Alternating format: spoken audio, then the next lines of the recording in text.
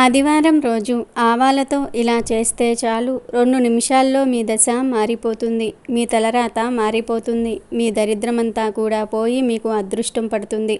ఆదివారం రోజున ఆవాలతో ఇలా చేస్తూ ఉంటే చాలా అద్భుతమైన ఫలితం వస్తుంది.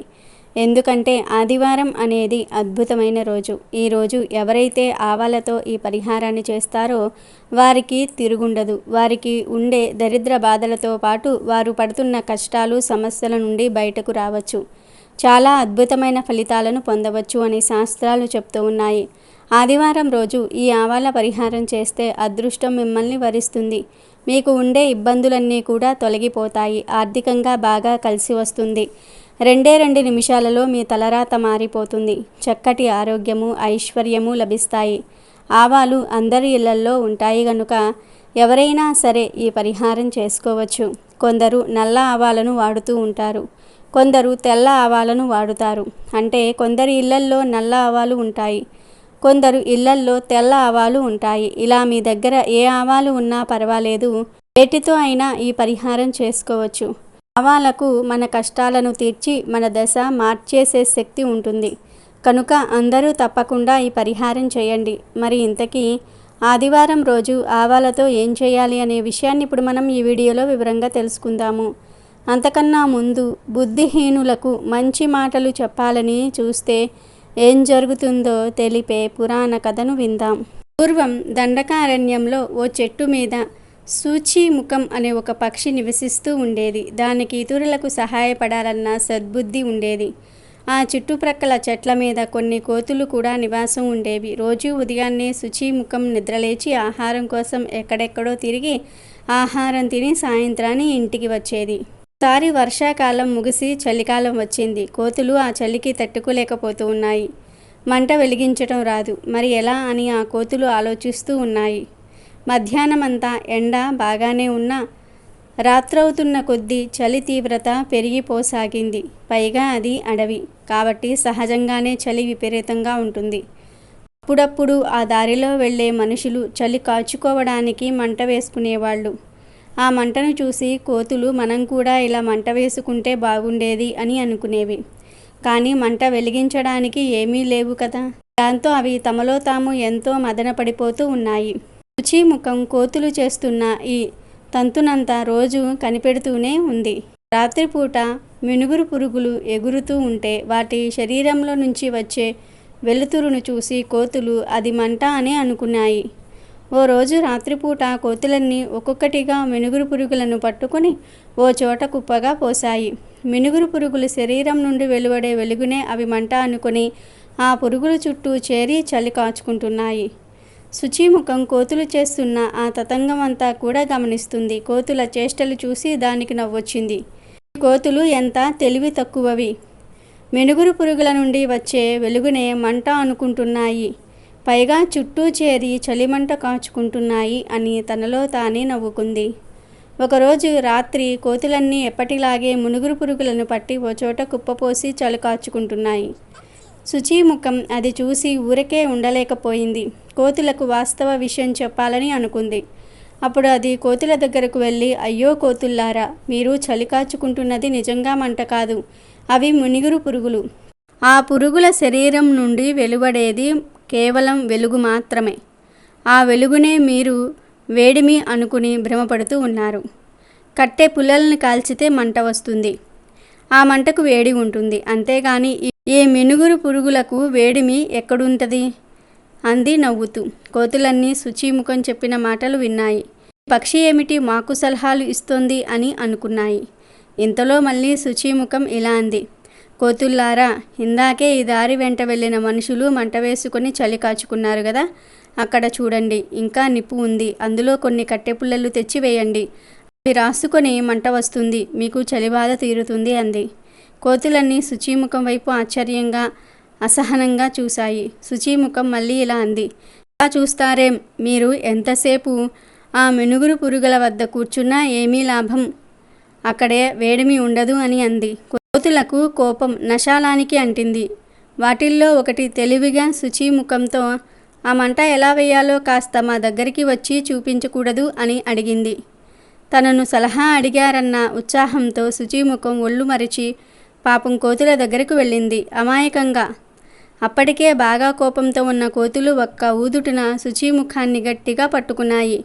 ఓరి భడవ, మేము ఇంత పెద్ద జంతువులం, ఇవేమో వేలెడంత లేవు, అయినా మాకు సలహాలు ఇస్తూ నీతులు కూడా చెప్తూ ఉన్నావా? నీకున్న పాటి బుద్ధి మాకు లేదా ఏమిటి అని కోతులు కోపంగా అని తమకు మంచి చేయబోయిన శుచి ముఖం మెడ పట్టుకుని పిసికి చంపేశాయి. కాబట్టి మూర్ఖులకు హితము చెప్పరాదు, సలహా ఇవ్వరాదు. ఎందుకంటే బుద్ధిహీనులు మంచివాళ్ళు చెప్పిన మాటలను వినరు. పైగా వారి వల్ల బుద్ధిమంతులకు ప్రాణహాని ఏర్పడుతుంది. కాబట్టి దుష్టులకు బుద్ధిహీనులకు దూరంగా ఉండటం శ్రేయస్కరం. లేదంటే శుచిముఖానికి పట్టిన లాంటి గతే మంచివారికి పడుతుంది. విషయంలోనికి వస్తే ఆదివారం అంటే చాలా శక్తివంతమైన రోజు. ఆదివారం అంటే అమావాస్యకు సమానమైన రోజు. అందుకే మన పూర్వీకులు ఆదివారం రోజు నియమాలు పాటించేవారు.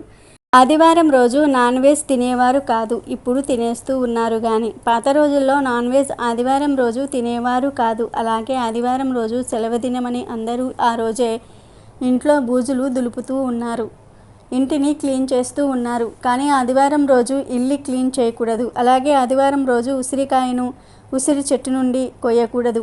ఇక ఆదివారం రోజు ఆవాలతో ఒక చిన్న పరిహారం చేస్తే చాలు, 2 నిమిషాల్లో మీ దశ మారిపోతుందని శాస్త్రాలు చెప్తూ ఉన్నాయి. అసలు ఏం చేయాలి అంటే ఏమీ లేదు. ఆదివారం రోజు సాయంత్రం 6 దాటిన తర్వాత 1 స్పూన్ ఆవాలు తీసుకోవాలి. ఎందుకంటే ఈ పరిహారాన్ని చీకటి పడిన తర్వాత మాత్రమే చేయాలి. ముందు ఆవాలు తీసుకొని వాటిని ఒక చిన్న పేపర్లో వేయండి. తర్వాత ఆ పేపర్లోనే కొంచెం పసుపుని, అంటే చిటికెడు పసుపును, 1 యాలుక్కాయను కూడా వేయండి. ఇవన్నీ లక్ష్మీదేవికి ఇష్టమైన పదార్థాలు. నెగిటివ్ ఎనర్జీని తొలగించి పాజిటివ్ ఎనర్జీని పెంచే వస్తువులు కనుక వీటన్నిటిని ఒక పేపర్లో వేసి పొట్లంలాగా కట్టండి. తర్వాత ఈ పొట్లాన్ని తీసుకుని వెళ్ళి వంటగదిలో గ్యాస్ పొయ్యి పక్కన పెట్టి అలా ఆ రాత్రంతా వదిలివేయండి. మళ్ళీ మరునాడు ఉదయం వరకు దానిని కదపవద్దు. ఇలా గ్యాస్ పొయ్యి పక్కన ఆ పొట్లాన్ని పెట్టండి. మళ్ళీ మరునాడు ఉదయం నిద్రలేచి మీ పనులన్నీ కూడా పూర్తయిన తర్వాత ఈ పొట్లాన్ని తీసి ఒక ప్లేట్లో పెట్టి ఈ పొట్లం పైన కొంచెం కర్పూరం పొడిని కూడా చల్లి అగ్గిపుల్లతో వెలిగించి కాల్చివేయండి. లాస్ట్లో బూడిద మిగులుతుంది కదా, ఆ బూడిదను గాలిలో కలిసేలాగా ఉఫ్ అని ఊదివేయండి. ఇలా చేసిన 2 నిమిషాల్లోనే మీకు ఏదో ఒక మంచి జరుగుతుంది. మీకు ఉన్న కోరికలు తీరే మార్గాలు తెలుస్తాయి. మీ దశ మారిపోతుంది, మీ జీవితం మారిపోతుంది. కనుక మీరు కూడా ఆదివారం రోజు ఇలా చేసి శుభాలను పొందండి. రేపు ఆదివారం నాడు చెంబుడు నీటితో ఒక పరిహారం చేస్తే 10 నిమిషాల్లో మీ దరిద్రమంతా కూడా పోయి మీ జాతకం అద్భుతంగా మారిపోతుందని పెద్దలు అంటూ ఉన్నారు. మరి ఆ పరిహారం గురించి ఇప్పుడు మనం ఈ వీడియోలో తెలుసుకుందాం. ప్రతి ఒక్కరి జీవితంలో దరిద్రం ఉంటుంది. ప్రతి ఒక్కరూ కూడా ఆ దరిద్రాన్ని తరిమేసి ఇంట్లోకి లక్ష్మీదేవిని ఆహ్వానించాలని అనుకుంటూ ఉంటారు. దానికోసం రకరకాల పరిహారాలు చేసేవారు కూడా లేకపోలేదు. ఇలా దరిద్ర బాధలు ఉన్నవారు, అంటే ధన సమస్యలు, ఆర్థిక సమస్యలు, అప్పుల బాధలు, ఆరోగ్య సమస్యలు, ఇలా ఏ రకమైన సమస్య ఉన్నవారైనా ఆదివారం చెంబుడు నీటితో ఒక పని చేశారంటే మీ జీవితం అద్భుతంగా మారిపోతుంది. మొదటిగా ఆదివారం ఉదయమే నిద్రలేచి చెంబుడు నీటిని తీసుకుని దానిలో చిటికెడు కుంకుమ, ఎండుమిరప గింజలు, 1 ఎర్ర పుష్పం వేసి ఆ నీటిని సూర్య భగవానుడికి తూర్పు వైపు తిరిగి సమర్పించండి.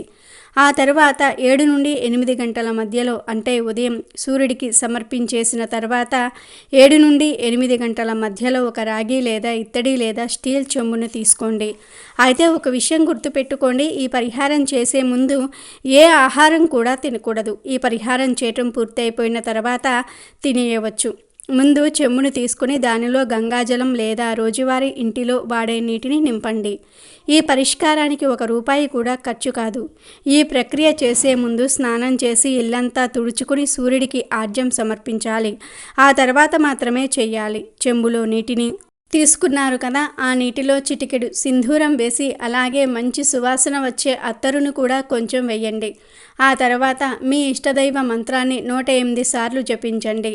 అలా జపించేటప్పుడు మీ చెయ్యిని ఈ చెంబుపై ఉంచండి. ఇలా చేస్తే ఆ నీటికి మంత్రబలం వస్తుంది. అప్పుడు చెంబులోని నీరంతా శక్తివంతంగా మారిపోతుంది. ఇలా చేశాక ఈ నీటిని ఇంట్లో చల్లండి. అలా చల్లేటప్పుడు ఈ నీరు నేలపై పడకుండా చూసుకోండి. గోడలపై, రూఫ్పై మాత్రమే ఈ నీటిని చల్లాలి. సరాసరి నేలపైన చల్లరాదు. ఇంట్లో ఒక బాత్రూమ్ వదిలేసి మిగతా అన్ని గదుల్లో, ప్రతి మూల, ప్రతి గోడపైన, అన్ని చోట్ల కూడా, వంటగదిలో, ఇంట్లో ప్రతి చిన్న గదిలో కూడా చల్లాలి. ఇలా చల్లేటప్పుడు జాగ్రత్తగా ఓం శాంతి ఓం అనే మంత్రాన్ని దీర్ఘంగా పఠించాలి. ఇలా చేశారంటే 10 నిమిషాల తర్వాత మీ ఇంట్లో ఏ శక్తి అయితే మీకు సమస్యలను తెచ్చిపెడుతుందో ఆ శక్తి ఇంటిని వదిలి పారిపోతుంది. మీకు ఉన్న దరిద్రం కూడా దానితో పాటే పారిపోతుంది. ఈ పరిహారం చేసేటప్పుడు చెప్పులు కూడా ధరించకూడదు. ఈ పరిహారం పూర్తయ్యే వరకు ఆహారం తినకూడదు. ఇంటిని, ఒంటిని, మనసును శుద్ధిగా ఉంచుకొని నిష్కల్మషంగా ఈ పరిహారం చేస్తే మీకు ఎలాంటి దరిద్ర బాధలు ఉన్నా సరే దూరమైపోతాయి.